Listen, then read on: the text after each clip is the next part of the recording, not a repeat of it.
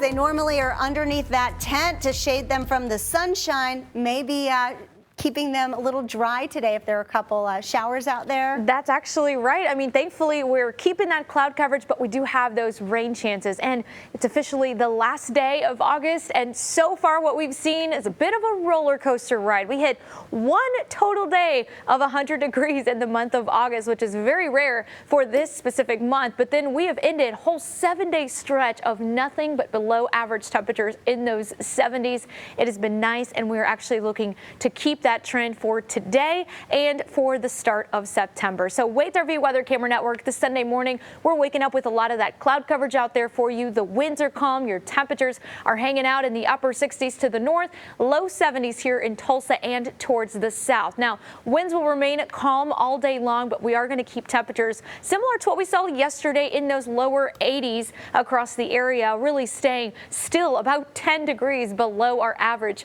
for this time of year. And we are going to factor in additional rain chances. So right now, looking at radar, we're still seeing just some very light rain, especially towards the north there near the Oklahoma-Kansas line. Not a whole lot going on, so it's still going to be dry, but don't let that fool you. If you're going to be going out, any Sunday morning plans, or especially if you're going towards lunchtime, you may run into a little bit more of those higher rain chances, especially late this morning and into the afternoon. But this is specifically for those going outside. If you're going to be spending some time at the lake, if you're going to any festivals going on, we do have that chance for some lightning. So you want to take those precautions as we go throughout this afternoon. We'll see very widely scattered chance for some storms, but we do have to factor in, and again, that some of these are slow moving. So flooding could be a concern in some isolated spots here, but we'll keep those rain chances in the forecast all throughout the evening and then as we go into tonight. So this is just one model. It's not going to be exact, but it does give us a good indicator